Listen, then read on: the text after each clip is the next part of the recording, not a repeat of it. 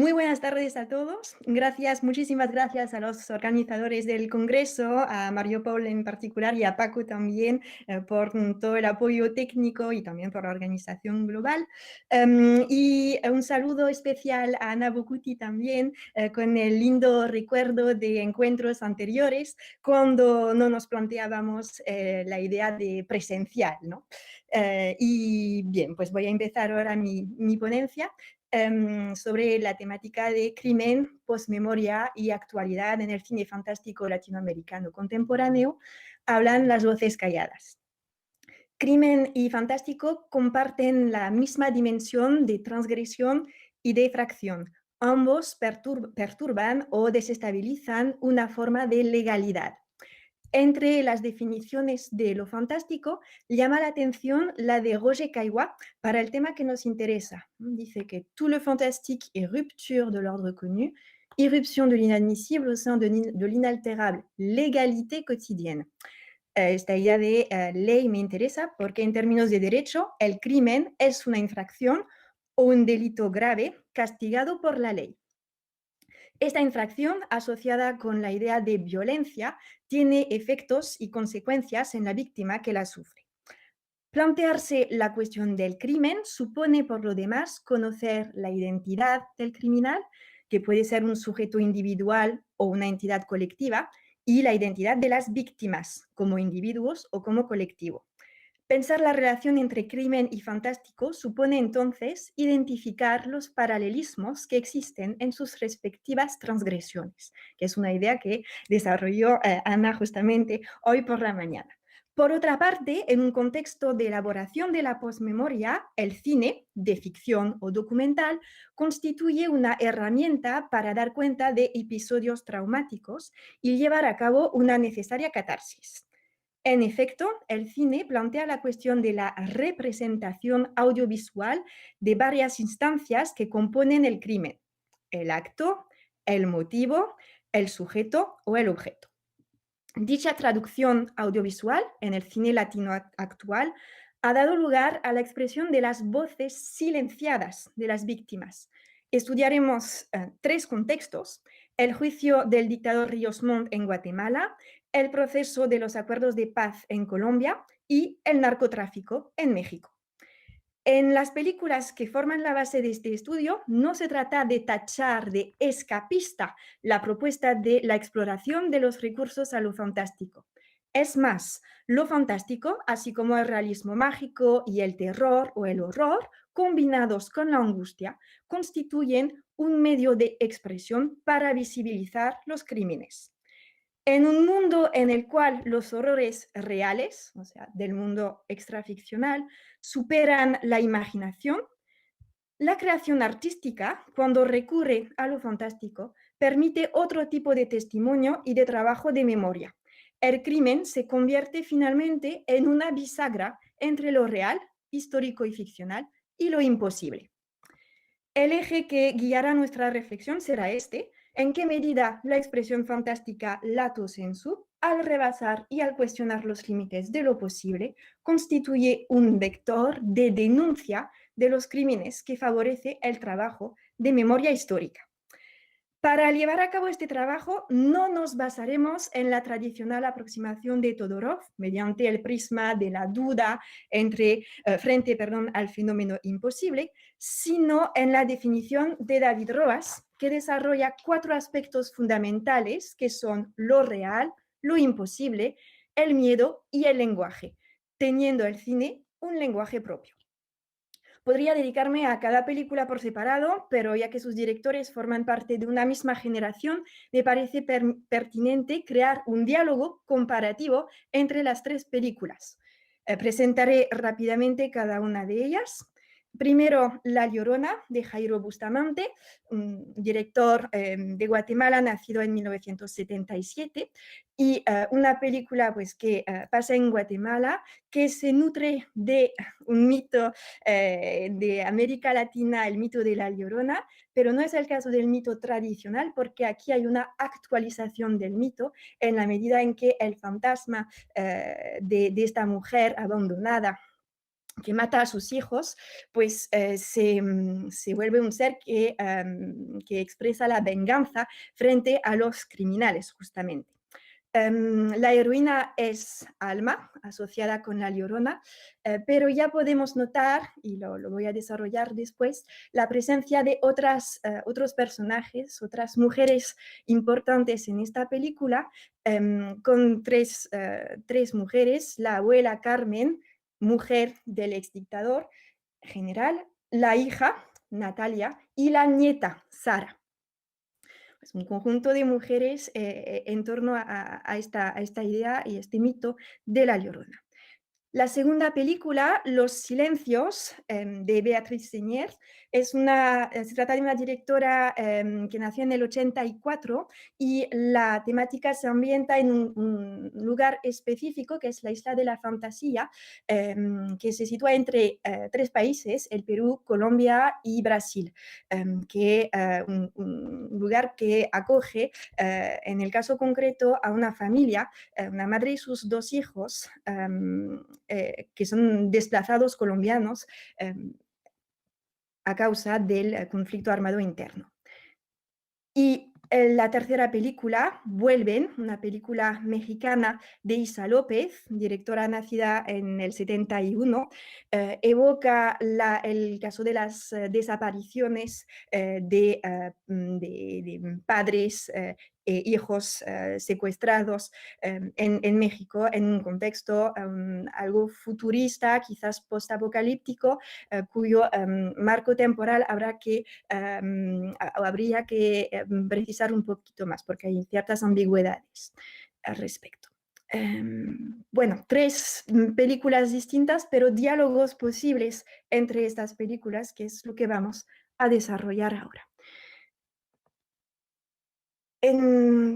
Para desarrollar este estudio, me basaré primero en el marco de los crímenes, o sea, la parte realista de la realización del acto imposible, pues los contextos de los países y los actores. Luego veremos cómo lo imposible es un revelador de los crímenes, y terminaremos estudiando las voces de los directores o de ciertos personajes como portavoces de la posmemoria.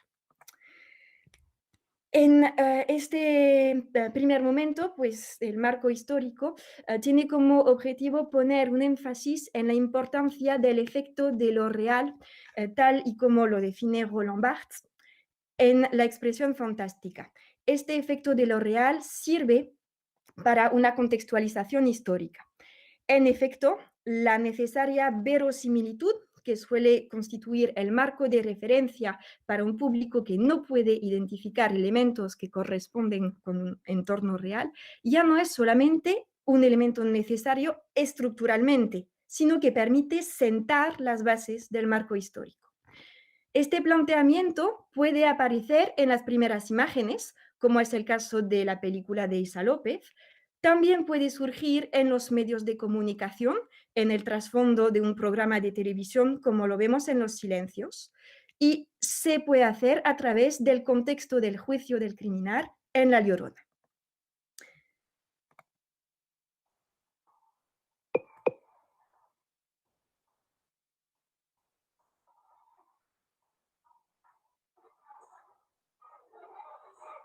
A ver, los que no han participado. Ya silencio, Ana, por favor. Vamos a ver hoy los elementos que aparecen en los cuentos. ¿Quién me puede decir, por ejemplo, qué personajes aparecen normalmente en los cuentos? Así, envuelven las primeras imágenes, recuerdan el número de víctimas en términos de muertos y desaparecidos, y plantean la cuestión de los hijos de estas víctimas. ¿Qué es de ellos cuando desaparecen o mueren sus padres? Ahora bien, a pesar de una inscripción en el contexto del narcotráfico, la película no tiene referentes temporales explícitos. No es el caso con Los Silencios, que evoca directamente el contexto de la firma de los acuerdos de paz.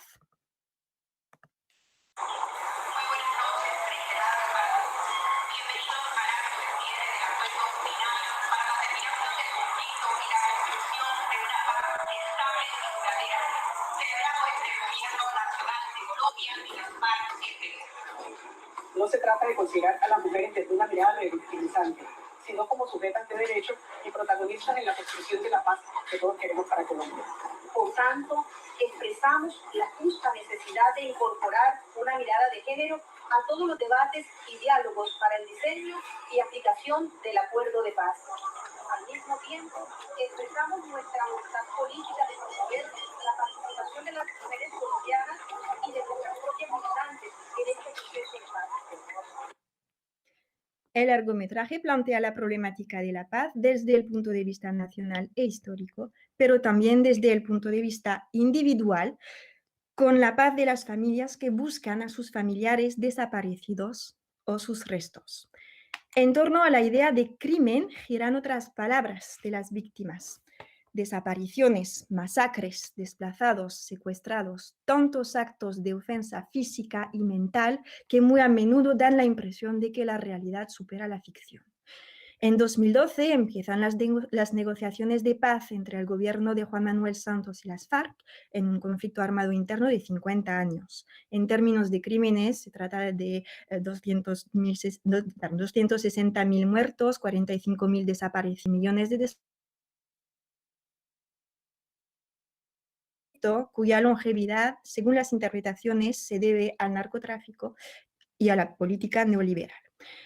Este es el trasfondo subliminal de la acción. Ahora, los criminales, ¿quiénes son los monstruos? La especificidad de las películas es que permiten ver a los monstruos. Etimológicamente, monstruo viene del verbo mostrar. Y cada una lo hace mediante una modalidad distinta. El retrato del verdugo, en el caso de La Llorona, es el de un dictador débil y patético, lo que va en contra de la imagen terrorífica asociada en el imaginario colectivo con la figura del dictador.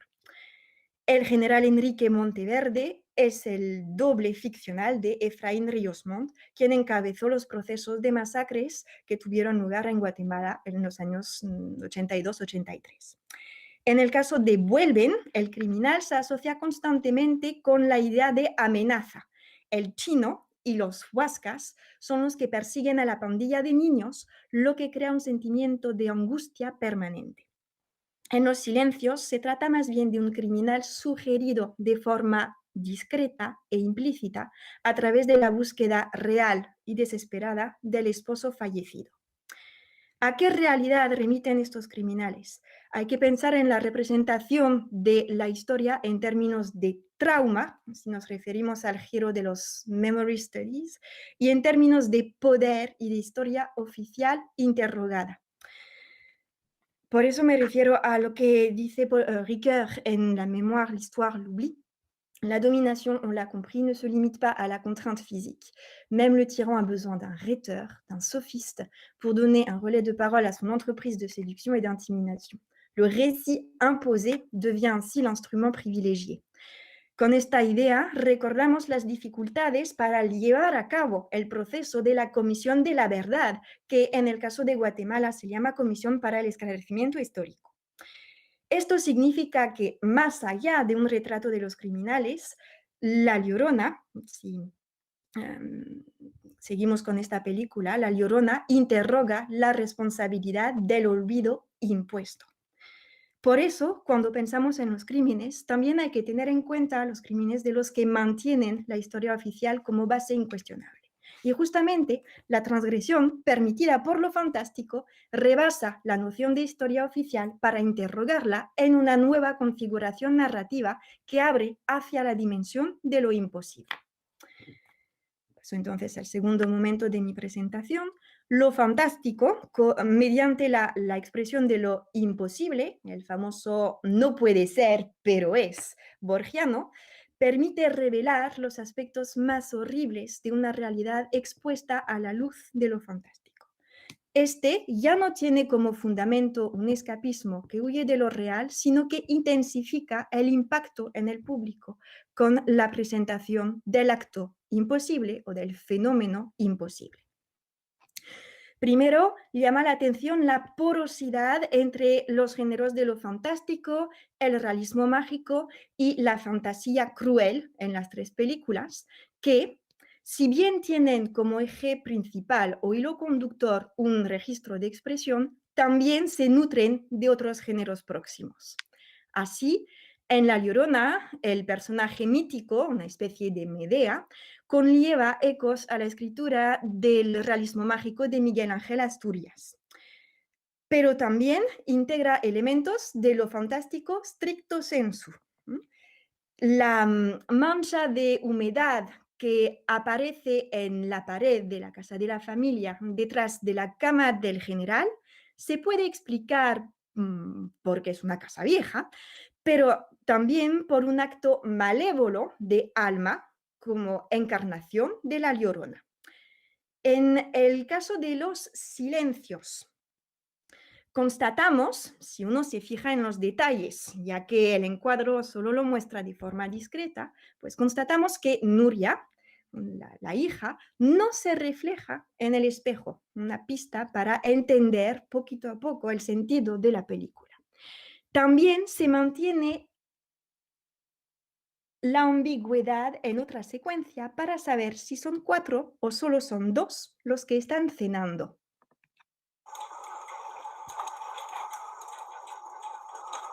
Recibo. Ah, yo recibo. Vaya, pues que le va a enfriar el agua.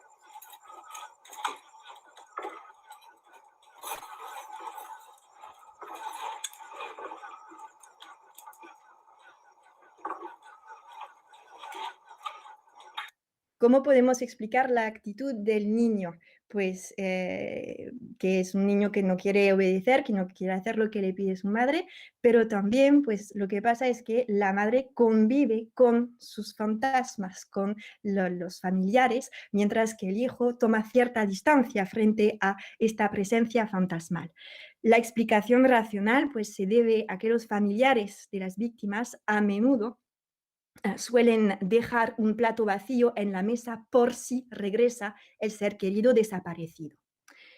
En Vuelven, lo fantástico manifiesta rasgos intertextuales o interfílmicos con el laberinto del fauno de Guillermo del Toro, ya que la protagonista usa tizas que permiten crear pasajes entre el mundo real y el mundo ficcional. Pues hablo aquí de efectos narrativos y visuales.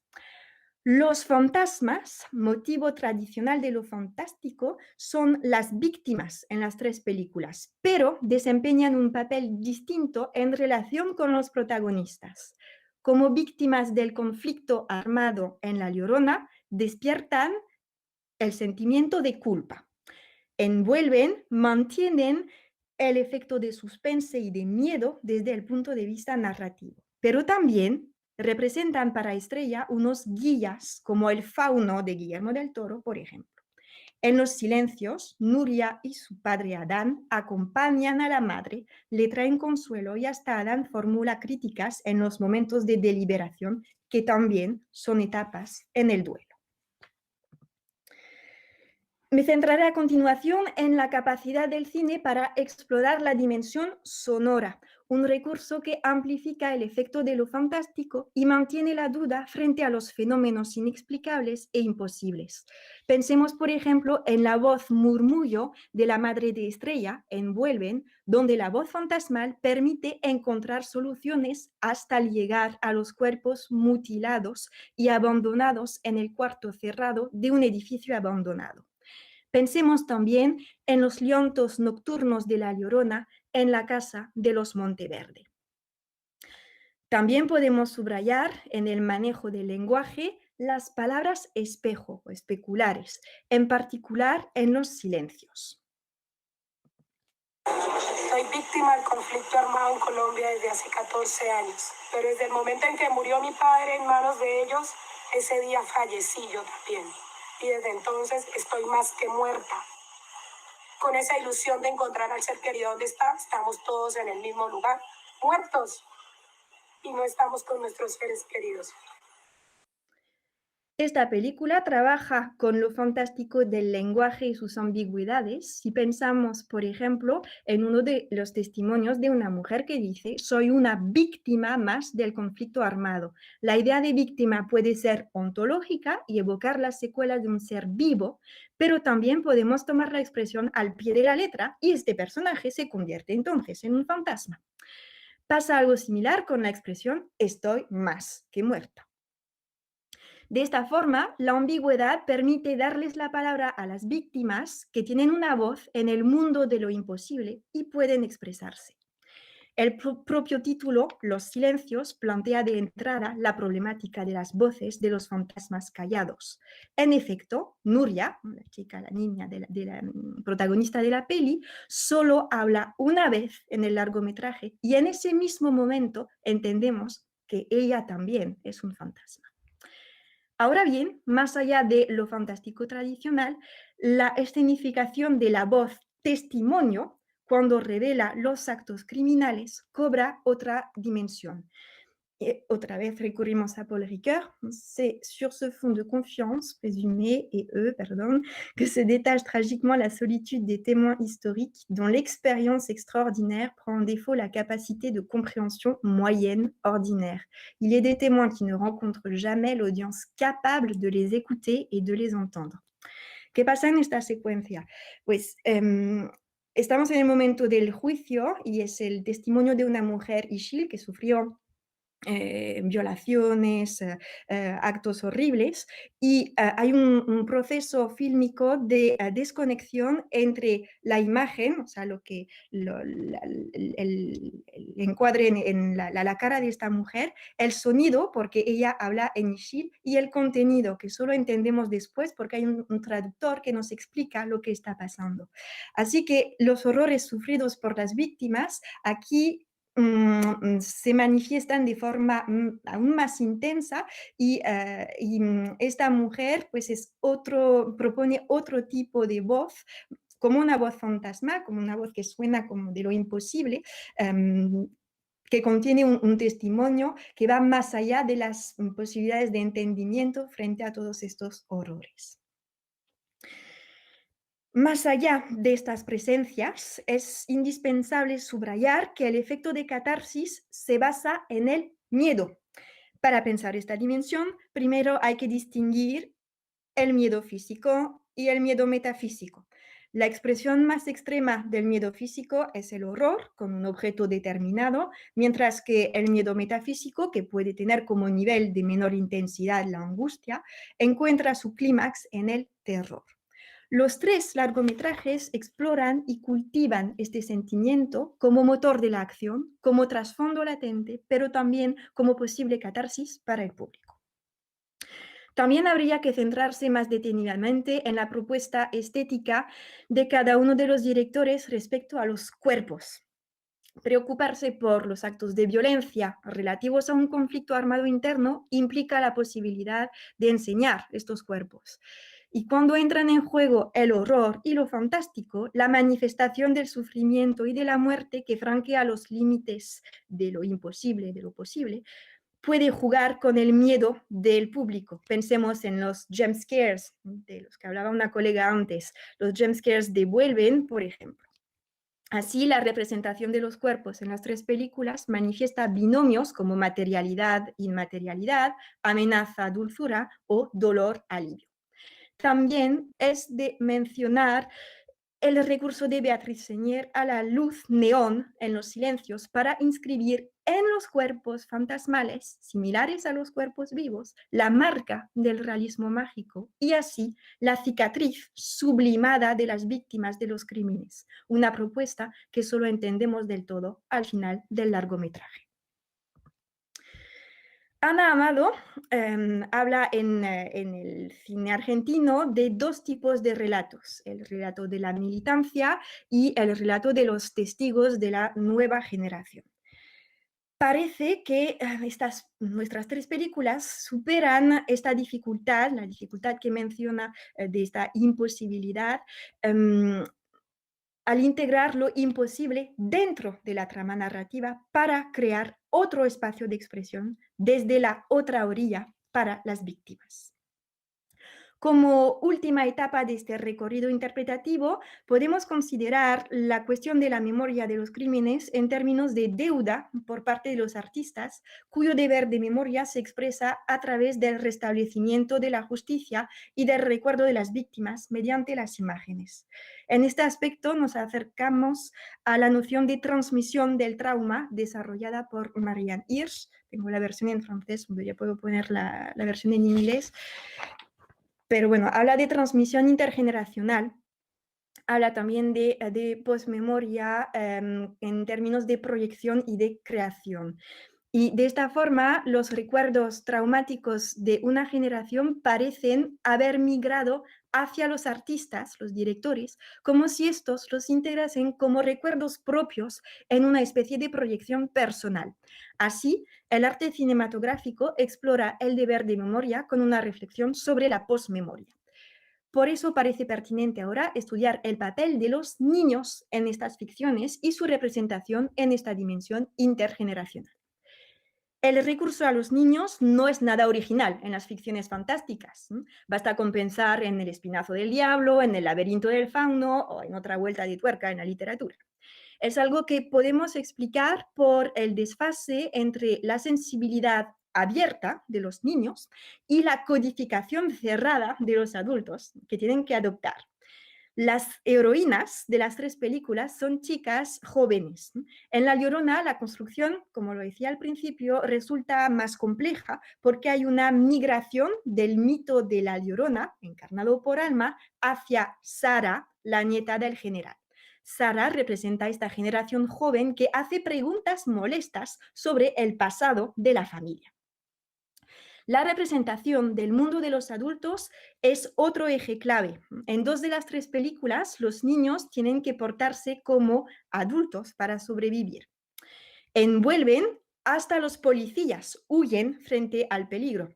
Y estos niños abandonados tienen que compaginar el mundo de la fantasía y de los inventos ficcionales, siendo el tigre el hilo conductor, peluche, graffiti, jaula, etc., compaginar pues, estos inventos ficcionales con la violencia cotidiana, como si los retos fueran otro juego más. Lo que de cierto modo nos recuerda a la novela Lord of the Flies, que quizás también la película de otro director joven, Julio Hernández Cordón. La película se llama Cómprame un revólver, del 2018. Y otra película cuyo protagonista es una chica. Del mismo modo, Fabio, el hermano de Nuria en Los Silencios, juega con una ametralladora, la de su padre. Este acto infantil muestra un cambio de paradigma en la percepción de la violencia e ilustra cómo los crímenes afectan los sueños y la infancia de los niños.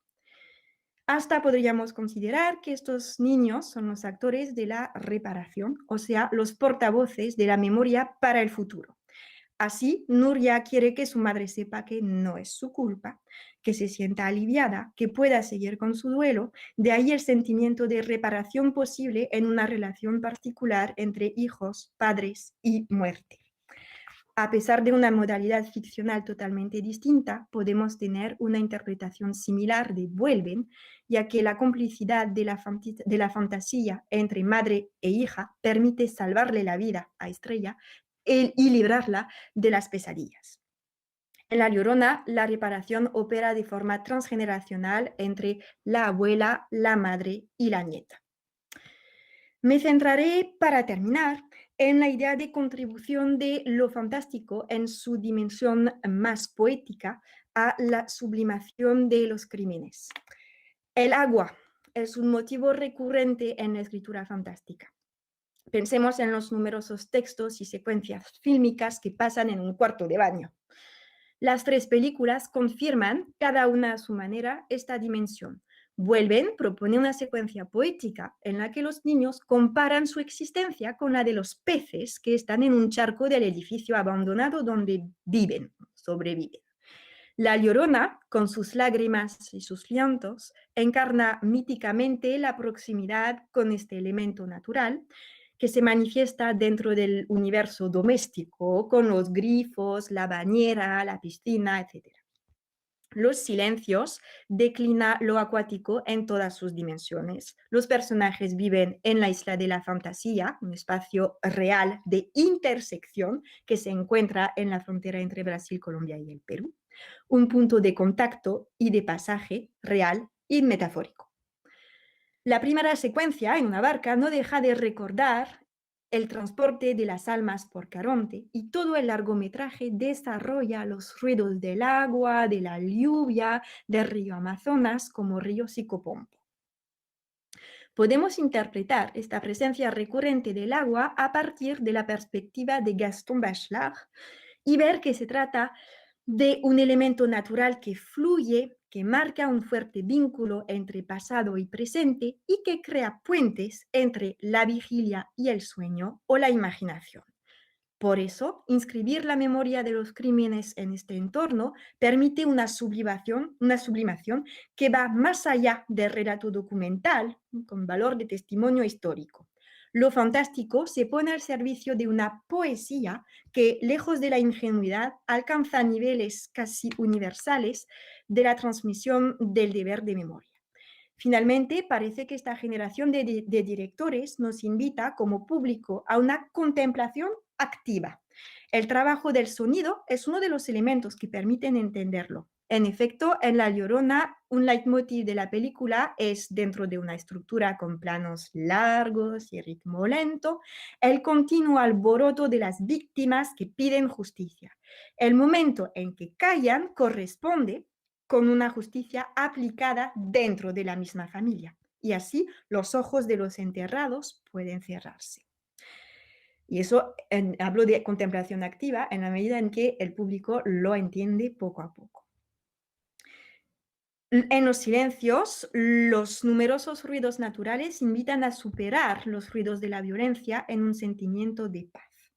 Esta contemplación, permitida por el ritmo lento y el cuidadoso trato del sonido, porque Beatriz Señer utilizó unos 30 micrófonos para captar los sonidos de la zona, invitan a una toma de conciencia progresiva. Finalmente, queda claro que estos 3 largometrajes proponen un nuevo tipo de testimonio para contextualizar, revelar y encerrar dentro de los fotogramas los crímenes relativos a la historia dolorosa de sus países respectivos. Cada una de estas películas tiene por lo menos un contrapunto realista. Para La Llorona se trataría de Nuestras Madres, de César Díaz. Para Vuelven, de Eli, de Amat Escalante. O para Los Silencios, de Operación E, de Miguel Courtois. Pero se trata de otro tipo de trabajo con la historia.